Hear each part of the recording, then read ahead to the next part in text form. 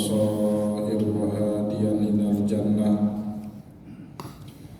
أشهد أن لا إله إلا الله وحده لا شريك له وأشهد أن محمدا عبده ورسوله صاحب البرهان اللهم صل وسلم على رسولك الكريم محمد صلى الله عليه وسلم وعلى آله وأصحابه ومن تبعه بإحسان إلى يوم الدين ثم أما بعد.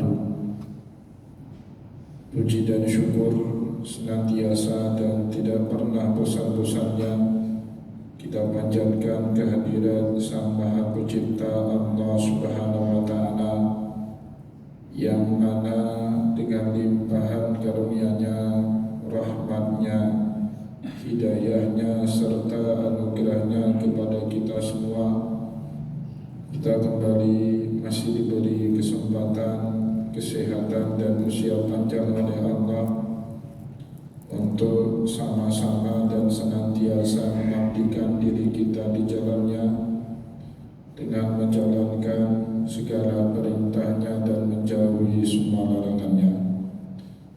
Salawat diringi salam juga tidak pernah lupa pula kita haturkan kepada junjungan alam Nabi besar Muhammad sallallahu alaihi wasallam, di mana beliau telah bersabda dalam sebuah hadis, "Man salaka tariqan yaltamisu fihi ilman sahhalallahu lahu bihi tariqan ilal jannah." Barang siapa yang meniti sebuah jalan untuk menuntut ilmu agama Allah, maka niscaya Allah Subhanahu wa Ta'ala mudahkan baginya jalan menuju ke surganya Allah. Bapak Ibu kaum muslimin dan muslimat, jamaah salat maghrib yang dimuliakan oleh Allah, mari pada kesempatan malam yang mulia ini sambil kembali kita niat iktikaf di rumah Allah,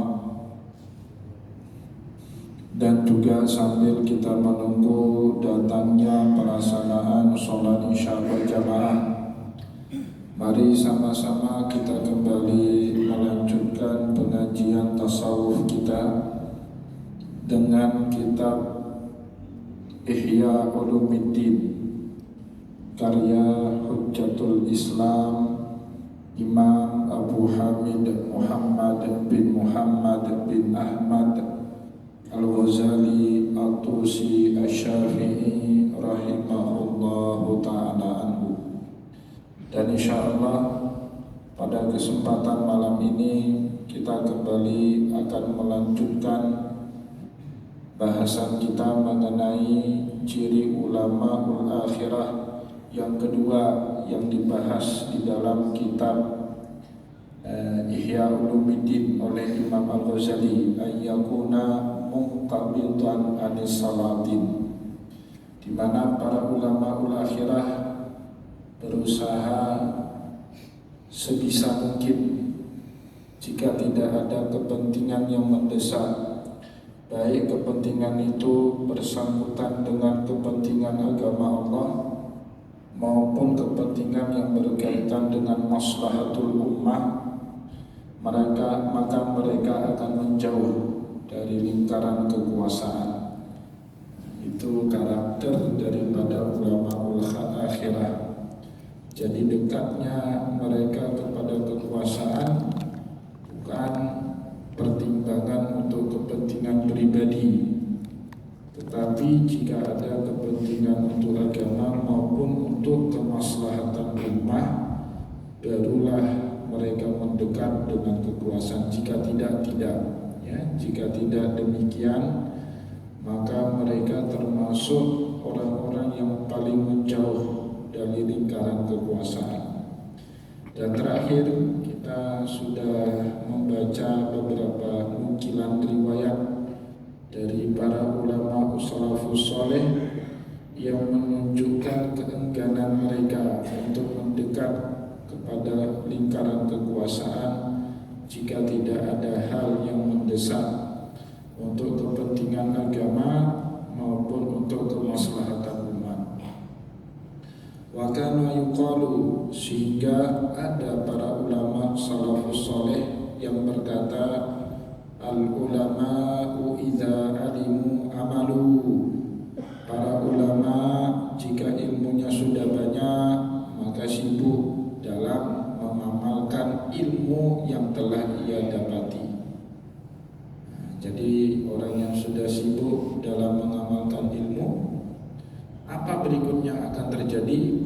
Fa idza amilu syughilu.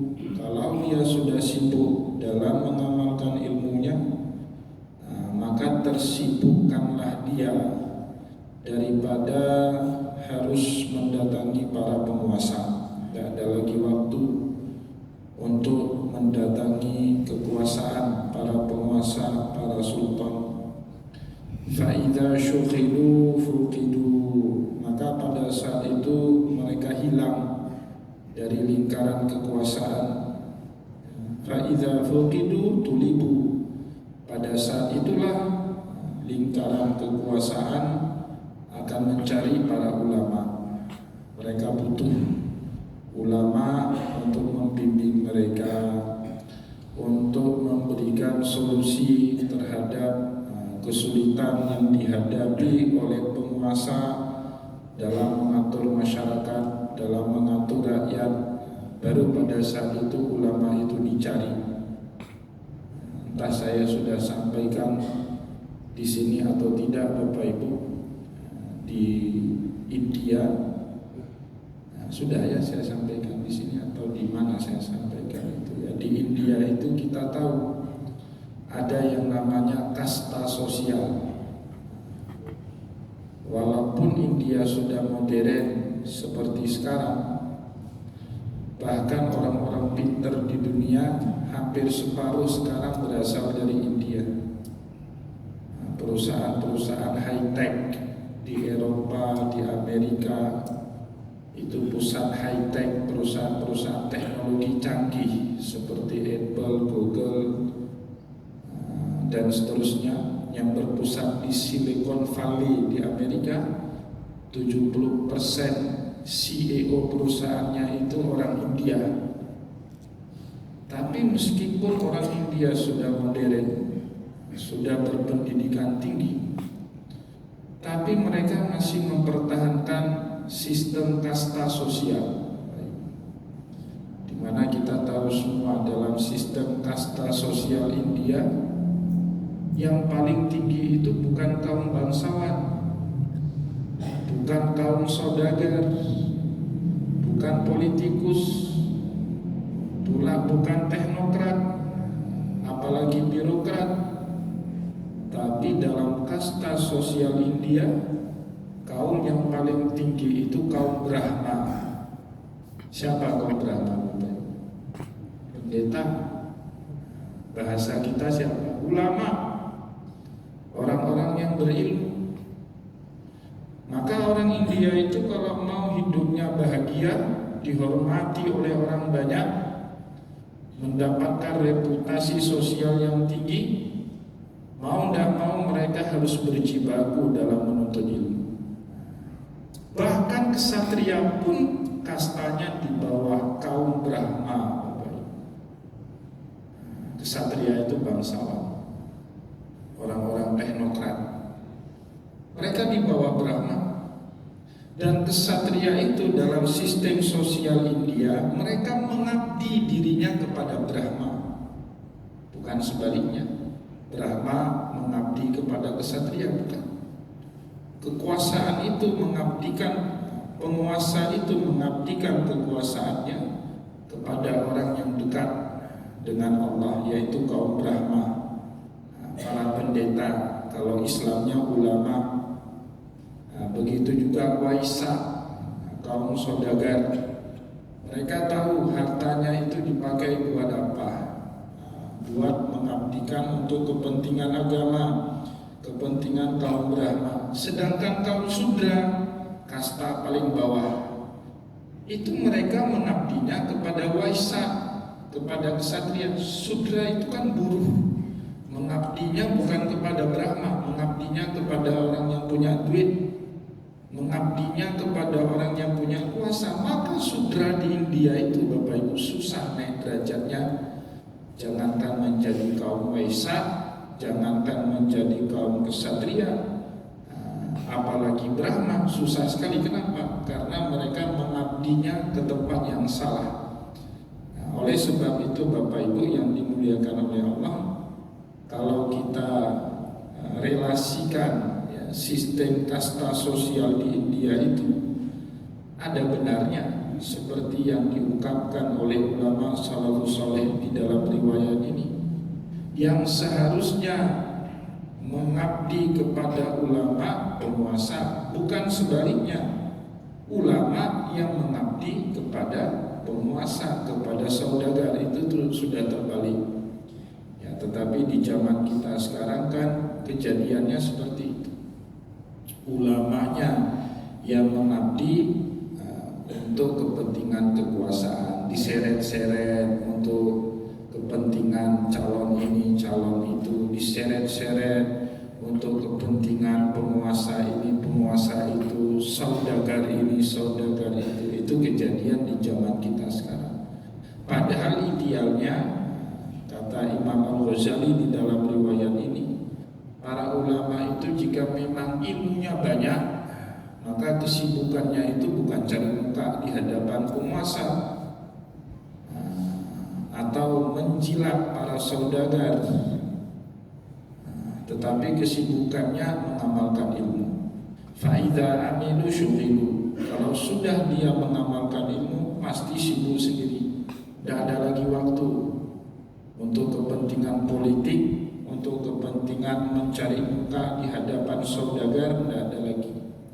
Fa'idha syughilu fukidu, pada saat itulah dia menghilang dari lingkar kekuasaan. Fa'idha fukidu tulibu, jika sudah hilang baru dia dicari, dibutuhkan oleh para penguasa. Fa'idha tulibu harabu, makin dicari para ulama itu makin menghindar.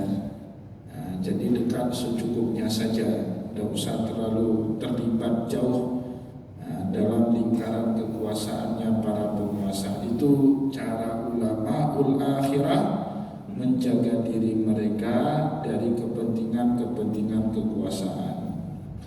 Nah, Bapak Ibu yang dimuliakan oleh Allah, dalam realitas sejarah itu juga pernah terjadi di zamannya Umar bin Abdul Aziz. Beliau ulama yang diangkat kemudian menjadi khalifah. Jadi khalifah ke-6 atau ke-7 dari dinasti Bani Umayyah, Khalifah Umar bin Abdul Aziz. Ulama, tetapi beliau akhirnya diangkat menjadi khalifah. Sehingga ulama-ulama Islam jika ditanya, kalau ada orang yang paling berhak menjadi khulafaur rasyidun yang kelima, siapa kira-kira orang itu? Hampir semua ulama Islam sepakat menjawab, orang yang paling berhak menjadi khamisul khulafa itu Umar bin Abdul Aziz. Jadi khalifah kelima di dalam sejarah Islam itu Umar bin Abdul Aziz. Maka pada saat beliau menjabat khalifah, Umar bin Abdul Aziz ini jadi khalifah, kataba ilal Hasan al-Basri, beliau menulis sepucuk surat kepada koleganya sesama ulama zuhud, Imam Hasan al-Basri rahimahullah. Dua-duanya ulama, cuma sudah berbeda status. Imam Hasan al-Basri masih pada statusnya sebagai ulama, sedangkan Umar bin Abdul Aziz sudah menjabat menjadi khalifah. Tapi Umar bin Abdul Aziz itu tidak lama Bapak Ibu jabat jadi khalifah, cuma 2 atau 3 tahun. Terlalu adil, terlalu jujur. Banyak para pihak istana yang kepentingannya dirusak oleh Umar bin Abdul Aziz. Biasanya orang jujur, orang adil disenangi oleh rakyat, tapi dibenci sama elit. Itu hukum alamnya seperti itu. Hukum kekuasaan memang sudah seperti itu. Maka Khalifah Umar bin Abdul Aziz itu dicintai betul oleh umat Islam, tapi dibenci oleh keluarganya sendiri. Maka meninggalnya beliau itu tragis, diracun oleh sepupu-sepupunya sendiri. Lingkaran kekuasaan yang meracun beliau. Kenapa? Kepentingan kekuasaan tidak sejalan dengan kebijaksanaan Khalifah Umar bin Abdul Aziz. Maka oleh sebab itu Khalifah Umar bin Abdul Aziz tidak mau jauh dari lingkaran para ulama, meskipun beliau sudah menjadi penguasa. Tetap surat menyurat, mencari ulama. Salah satu ulama yang selalu dia cari Hasanul Basri. Ini anak angkatnya Sayyidah Aisyah radhiyallahu anha, ya, ulama tabi'in besar. Nah, di dalam suratnya itu Khalifah Umar bin Abdul Aziz menulis amma ba'du. Setelah muqaddimah, dia menulis kepada sahabatnya, kepada koleganya Imam Hasan al-Basri, fa'ashir alayya biqaumin asta'inu bihim ala amrillahi ta'ala. Tolong bantu saya, tunjukkan jalan kepada satu kaum yang mudah bagiku meminta bantuan kepada Allah melalui perantara mereka. Jadi orang-orang soleh, ulama, tugas umara yang baik selalu mencari ulama sejati. Itu umara yang baik. Ulama tidak akan pernah mencari penguasa, ya, tetapi penguasa yang baik sudah seharusnya selalu harus mencari bersama dekat dengan ulama-ulama yang dekat dengan Allah. Nah, tradisi itu juga dilakukan oleh Khalifah Umar bin Abdul Aziz. Dia sadar dia sudah dalam lingkaran kekuasaan, maka dia butuh sulu, ya, butuh lentera yang selalu bisa membimbing dia menghadapi berbagai permasalahan di dalam mengatur, ya, negara, di dalam mengatur rakyat, ya. Maka Khalifah meminta kepada sahabatnya Imam Hasan al-Basri, fa'ashir alayya biqaumin asta'inu bihim ala amrillahi ta'ala. Bantulah saya, tunjukkan kepada satu kaum yang dengan mereka saya bisa meminta bantuan kepada Allah Subhanahu wa ta'ala. Fakataba ilaih. Maka Imam Hasan al-Basri pun membalas suratnya Khalifah Umar bin Abdul Aziz. Apa isi surat balasan tersebut? Amma ahluddin fala yuriduka. Adapun ahli agama sejati tidak akan pernah mendatangi dirimu. Wa amma ahlud dunya fala turiduhum. Sedangkan ahli dunia, kamu yang tidak mau dengan mereka. Ini kan khalifah bijak ini, Pak. Khalifah adil, khalifah yang amanah, khalifah yang bertanggung jawab.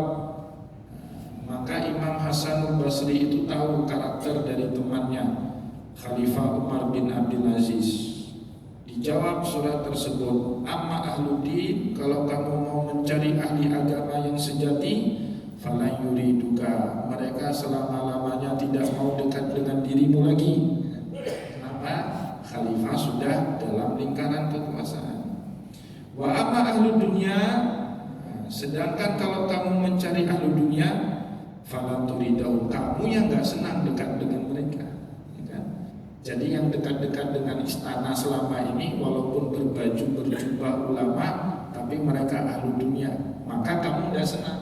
Sehingga kamu menulis surat kepada saya untuk tunjukkan ulama yang sejati. Padahal ulama sejati itu tidak pernah mau mendekat kepada kekuasaan. Imam Syafi'i, Bapak Ibu, sama ini, hampir sama seperti nanti belakangan 100 tahun kemudian terjadi dengan Imam Syafi'i. Imam Syafi'i punya murid namanya Abdurrahman Al-Mahdi, orang Mesir. Muridnya Imam Syafi'i dari kecil sampai remaja, sampai kemudian menjadi pejabat dan akhirnya ditunjuk menjadi gubernur Biladun ma wara'an nahri, negeri di seberang sungai. Nah, itu sebutan orang Arab untuk negeri Khurasan, ya, Bukhara, daerah-daerah Uzbekistan sekarang, Turkmenistan. Orang Arab dulu menyebutnya Biladun ma wara'an nahri, negeri seberang sungai. Abdurrahman Al-Mahdi satu hari ditunjuk sama Khalifah dinasti Bani Abbasiyah menjadi gubernur di Biladun ma wara'an nahri. Maka semenjak dia jadi gubernur, tiap hari mengundang Imam Syafi'i ke negeri Khurasan. Tidak pernah datang Imam Syafi'i. Tapi kalau minta bimbingan ilmu, dia balas suratnya Abdurrahman Al-Mahdi itu dengan surat. Maka salah satu yang terkenal sekali Bapak Ibu, Abdurrahman Al-Mahdi pernah bersurat kepada Imam Syafi'i. Kok dia makin membaca Al-Quran makin bingung, makin menyelami hadis Rasulullah lebih bingung lagi. Ada ayat-ayat yang sepertinya bertentangan dengan ayat-ayat yang lain. Begitu juga ada ayat Al-Quran yang bertentangan dengan hadis Rasulullah, atau bahkan satu hadis bertentangan dengan hadis yang lain. Bingung Abdurrahman Al-Mahdi. Akhirnya dia bersurat kepada gurunya. Awalnya dia minta Imam Syafi'i datang, dikasih duit lah, bahasa kita dikasih ongkos, dikasih tiket. Pergilah ke Khurasan sekali-kali jemput saya.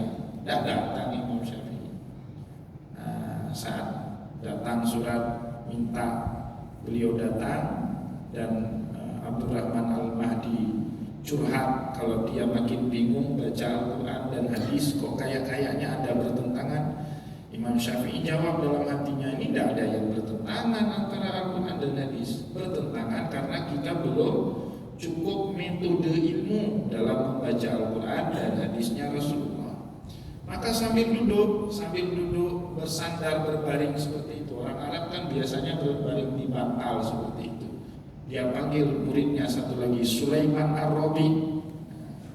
Uktub ala hadhihi risalah.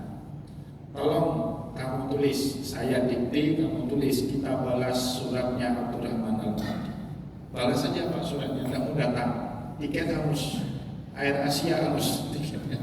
Kamu dipakai sama Imam Syafi'i. Ya, kalau kita kan senang sekali Pak, udah dikasih tiket pulang pergi lagi, sama istri lagi, jalan-jalan.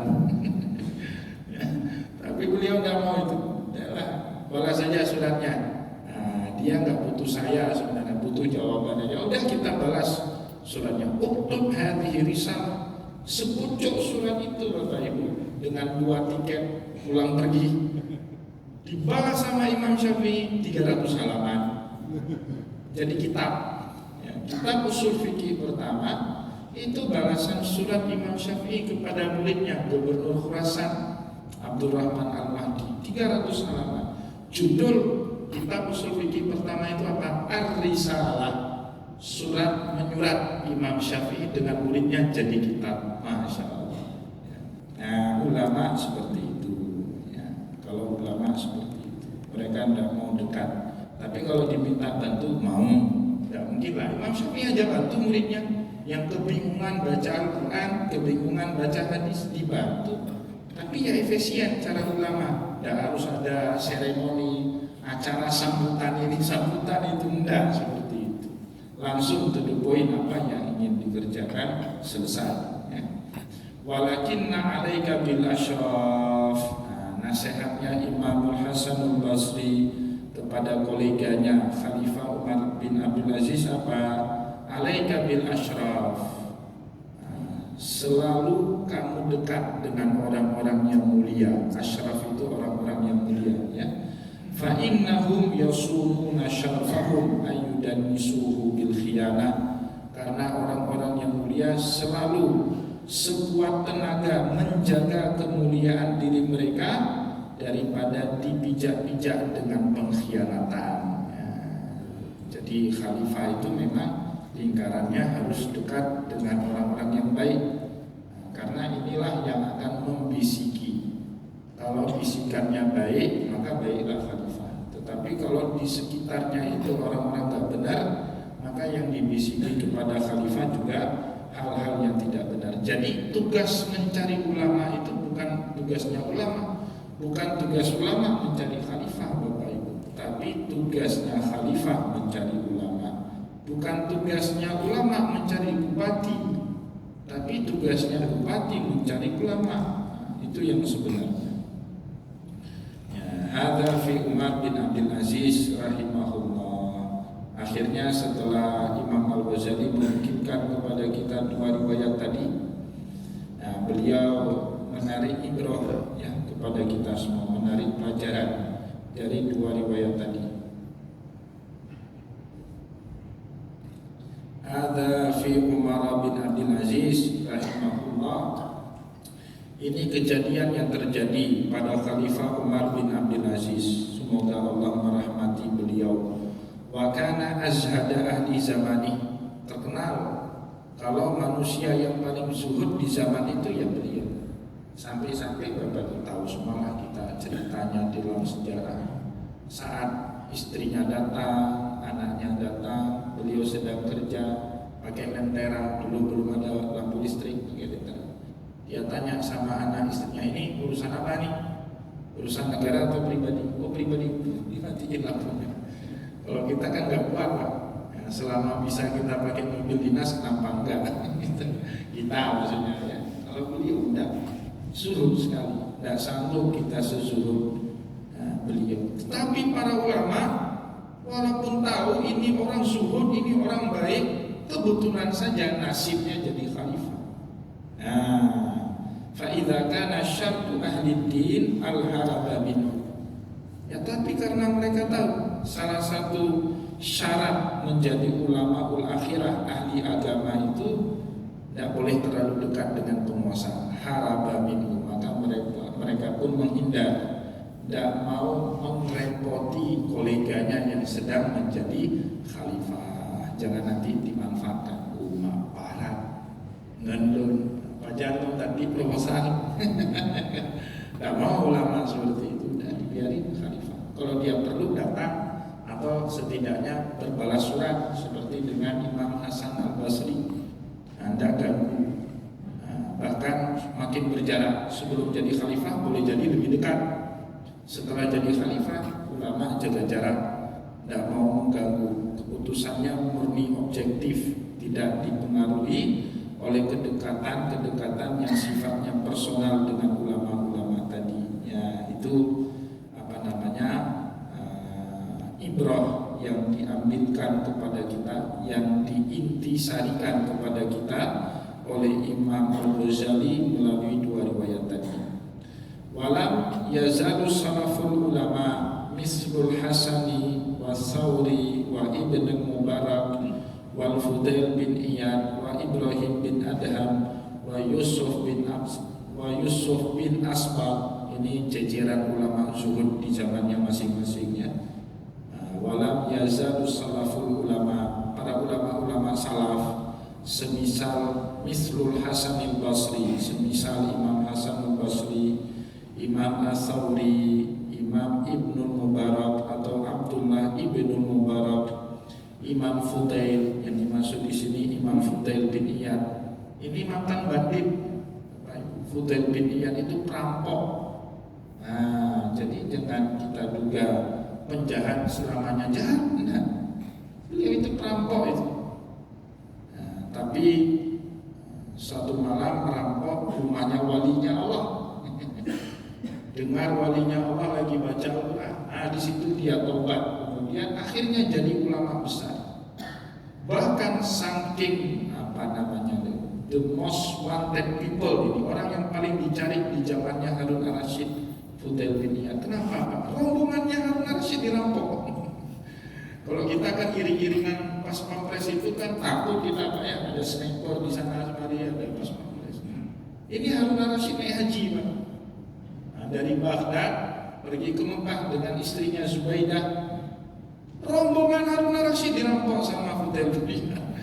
Nah, gitu jagonya beliau merampok itu, sehingga menjadi orang yang sangat dicari-cari, tapi tidak pernah bisa tertangkap. Namun akhirnya beliau tobat. Maka banyak orang menilai, kok bisa sejahat Fudail bin Iyad itu kemudian tobat jadi orang alim. Ternyata jawabannya Fudail bin Iyad itu Robin Hood, Bapak Ibu. Robin Hood tahu Pak? Orang merampok tapi bukan untuk dirinya, untuk bantu orang lain. Nah, itu Robin Hood. Kalau pahlawan Melayu itu Hang Tuah dan Hang Nadim. Nah, kalau pahlawan Aceh Teku Umar. Teku Umar itu kan ngerampok kapal Belanda deh. Kapal Belanda, kapal Inggris dirampok sama Teku Umar, tapi dibagi-bagi. Nah, orang dermawan Pak, orang dermawan meskipun jahat tapi meninggalnya pasti husnul khotimah. Itu orang dermawan. Sejahat-jahatnya orang dermawan, karena kedermawanan dia pasti itu Allah menakdirkan dia meninggal dalam keadaan husnul khotimah. Dalam sejarah banyak itu. Bagi orang Inggris, Portugis, orang Belanda, Hang Nadim itu Pak penjahat itu. Tapi bagi orang Melayu, Hang Nadim itu siapa? Pahlawan. Bapak Ibu pergi ke Batam, airportnya apa namanya? Bandaranya Hang Nadim. Hang Nadim, nama airport. Tapi kalau baca buku Inggris, itu penjahat kelas kakap itu paling dicari sama penjajah Inggris. Coba tanya sama Belanda, yang paling geramnya siapa? Teku Umar. Tapi bagi orang Aceh, meninggalnya syahid fisabilillah, dermawan. Atau yang baru-baru ini lah, gerbong narkoba itu siapa? Freddy Budiman itu. Ya, dermawannya luar biasa. Gembong narkoba ya, tapi meninggalnya husnul khotimah. Kalau dermawan, dermawan itu Pak, salah satu fadilahnya bisa membuat kita meninggal dalam keadaan husnul khotimah. Ya. Nah, maka ulama-ulama semisal tadi ya, Abdullah bin Mubarak, Fudail bin Iyad, Ibrahim bin Adham, Yusuf bin Asbad, mereka yatakallamuna fi ulama'i dunya. Mereka sering memperbincangkan tentang ulama yang orientasinya berubah menjadi dunia.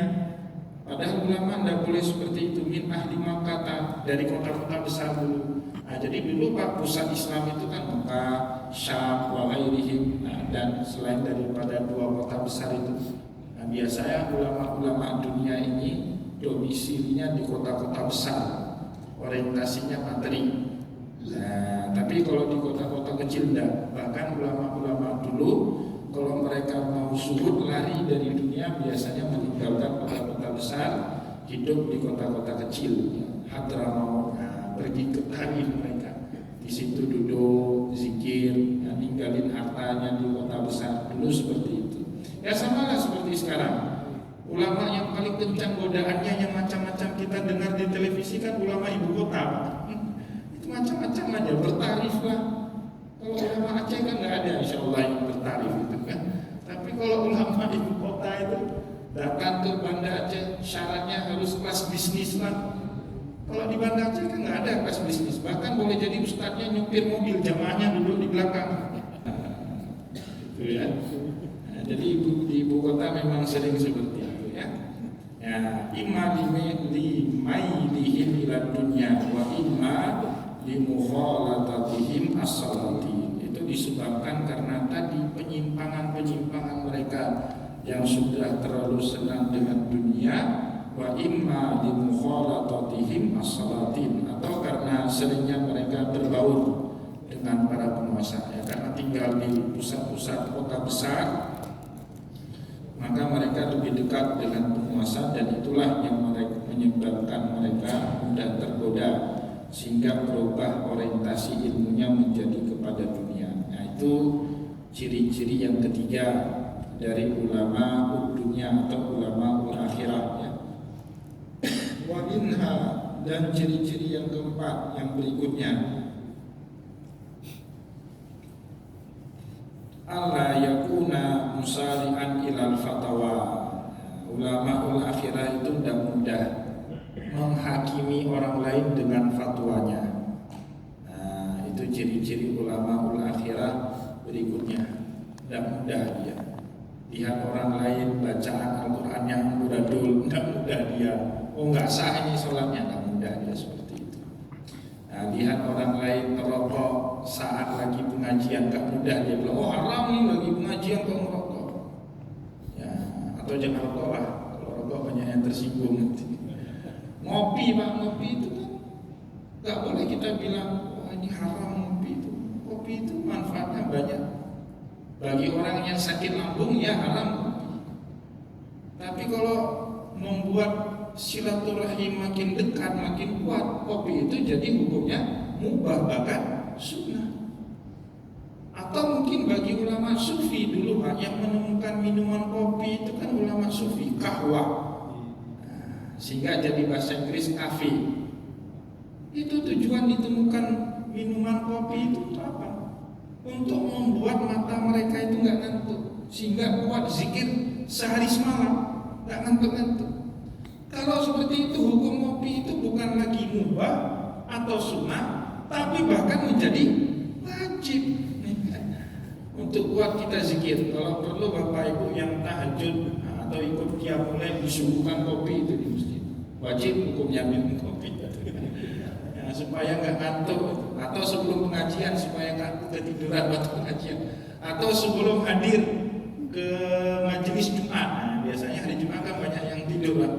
Apalagi kalau hatinya Alhamdulillah, Alhamdulillahirabbil alamin. Itu kan banyak yang tidur itu. Dongeng sebelum tidur, bukan khutbah Jumat itu, dongeng sebelum tidur. Ya, walaupun padahal khutbah Jumat sebenarnya tidak boleh gitu ya. Khutbah Jumat itu kalau kata para ulama sebagaimana dalam riwayat hadis harus dengan suara yang lantang, yang jelas, yang keras. Seperti Nabi Muhammad itu kalau sehari-hari tutur katanya itu santun, lembut, halus. Tapi kalau sudah di atas mimbar itu tinggi suaranya. Karena Rasulullah idza khataba yaumal jum'ati ala sautahu washtadda ghadabahu wa ahmarra wajhahu wa ka'annahu munzirun jaish. Rasulullah kalau sudah berkhutbah di hari Jumat ala sautahu, tinggi suaranya.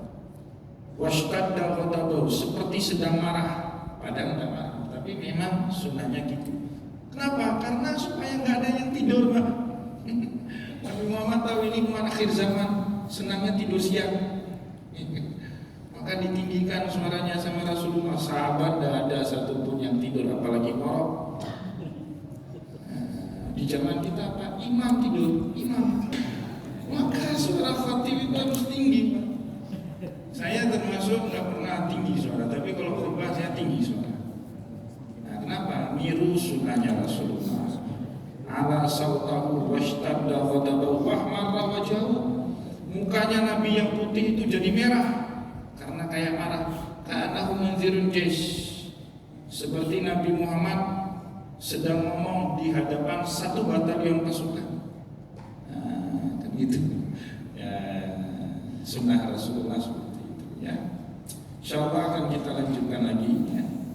Ciri yang keempat ini alla yakuna musari'an ilal fatwa, tidak mudah cepat menghakimi orang dengan fatwanya, tidak mudah, tidak gampang menyalahkan orangnya. Seperti itu. Semoga ada manfaatnya. Saya mohon maaf jika ada yang tidak berkenan. Wallahu muwaffiq ila aqwamit thariq wa nasrun minallah fatul karim. Wassalamualaikum warahmatullahi wabarakatuh. Waalaikumsalam.